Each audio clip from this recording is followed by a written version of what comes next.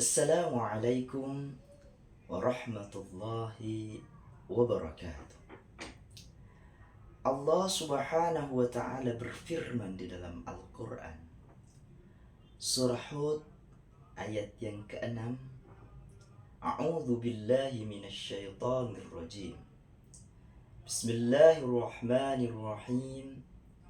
Wa ma min dabbatin fil ardi illa 'ala Allahi rizquha.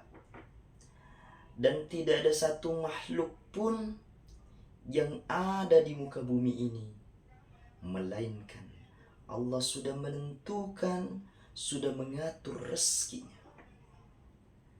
Artinya, setiap makhluk yang ada di muka bumi ini, termasuk kita manusia, Allah sudah menyiapkan rezeki dari masing-masing kita.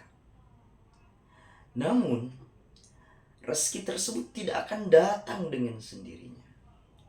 Rezeki itu perlu usaha untuk menjemputnya, perlu cara untuk mendapatkannya. Namun, terkadang manusia dalam menjemput rezeki ada yang dilakukan dengan cara yang baik, namun tidak sedikit manusia menjemput rezekinya dengan cara-cara yang tidak dibenarkan dalam ajaran agama Islam.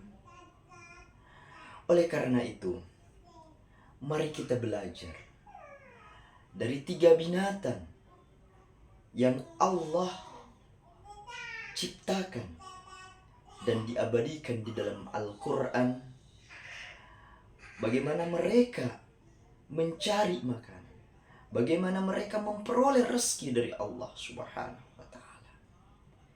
Ketiga binatang tersebut tidak hanya diabadikan oleh Allah Subhanahu wa Ta'ala, bahkan dijadikan menjadi nama surah dari 114 surah yang Allah turunkan. Yang pertama, Allah menceritakan di dalam Al-Quran tentang An-Naml, seekor semut.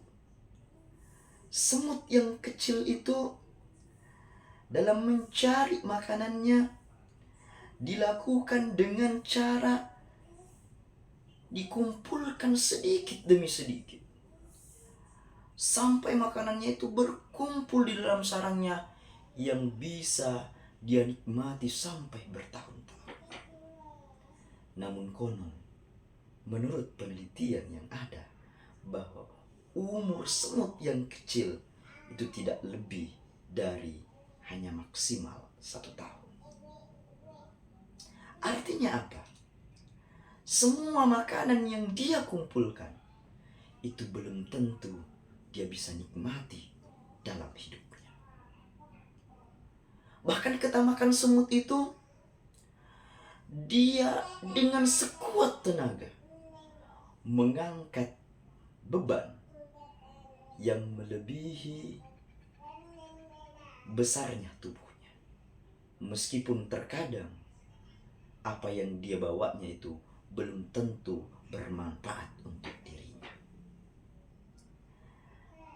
Sebagian dari kita manusia ini, dalam hidup kita hampir sama apa yang dilakukan oleh seekor semut tadi. Kita bekerja siang dan malam tanpa henti, lupa melaksanakan kewajiban kita kepada Allah Subhanahu wa Ta'ala. Allah memerintahkan kita untuk bekerja, tapi bekerja itu bukan tujuan dalam hidup ini. Jangan sampai kesibukan kita dalam bekerja untuk mengumpulkan harta yang membuat kita lalai dari apa yang menjadi kewajiban kita terhadap Allah Subhanahu wa Ta'ala. Padahal harta yang kita kumpulkan yang banyak sekali itu belum tentu bisa kita nikmati dalam kehidupan kita ini. Jangan sampai kita sibuk mencari dunia, namun kita lupa terhadap apa yang menjadi kewajiban kita sebagaimana Allah menciptakan wa ma khalaqtul jinna wal insa illa liya'budun. Kewajiban kita yang utama yaitu beribadah kepada Allah Subhanahu wa ta'ala. Yang kedua, Allah memberikan perumpamaan tentang laba-laba. Di dalam Al-Quran kita kenal dengan surah Al-Ankabut. Allah Subhanahu wa ta'ala menjelaskan bahwa tempat yang paling tidak aman untuk berlindung, tempat yang paling rapuh untuk berlindung, itu adalah sarang laba-laba. Karena apa?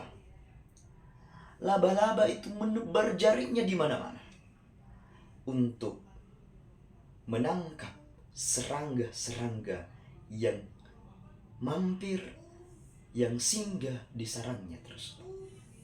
Itulah yang menjadi mangsa daripada daripada laba-laba.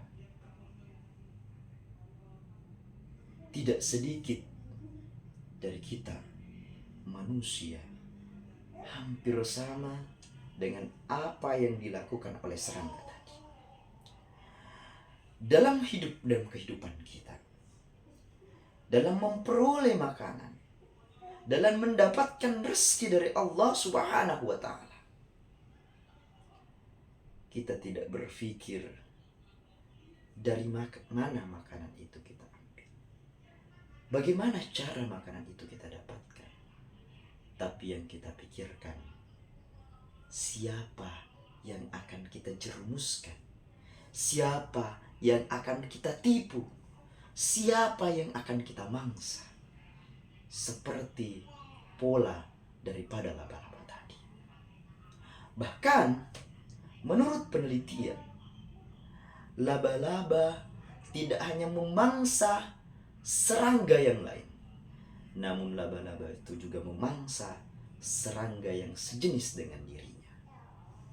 Menurut penelitian, laba-laba betina setelah dia berhubungan dengan laba-laba jantan, maka jantannya akan dibangsa oleh betinanya. Ini sama dengan sebagian manusia. Tadinya berteman, bahkan bersaudara. Bahkan tidak sedikit orang tua kandung yang melahirkannya sendiri itu dikorbankan demi untuk mendapatkan harta, mendapatkan hidup dan kehidupan di dunia yang fana. Kemudian yang ketiga, Allah memberikan perumpamaan kepada kita, yaitu an-nakhl. An-nakhl itu adalah binatang kecil yang sering kita kenal dengan penghasil madu, yaitu lebah. Lebah dalam mendapatkan makanannya, dia berterbang mencari kembang-kembang yang terbaik, lalu dihisap saripatinya dan menghasilkan madu yang sangat manis, yang bisa bermanfaat menjadi obat bagi manusia.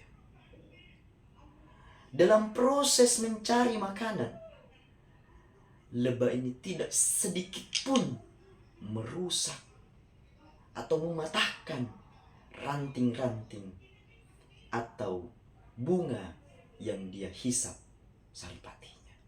Bahkan justru bisa memberikan manfaat terhadap bunga tersebut. Ini adalah pelajaran yang bisa kita ambil dari bagaimana kita menjalani kehidupan kita di dunia ini. Kita belajar dari lebah. Lebah mencari rezeki dari sesuatu yang halal, dari sesuatu yang baik. Kemudian rezeki yang dia dapatkan tidak hanya bermanfaat untuk dirinya sendiri, tapi juga bermanfaat untuk orang lain. Dan dalam mendapatkan rezeki tersebut, Jangan sampai kita menjadi egois, merusak, menghancurkan. Kita belajar dari lebah, tidak pernah merusak bunga atau kembang yang dia hisap saripatinya. Jadilah manusia yang bermanfaat buat orang lain.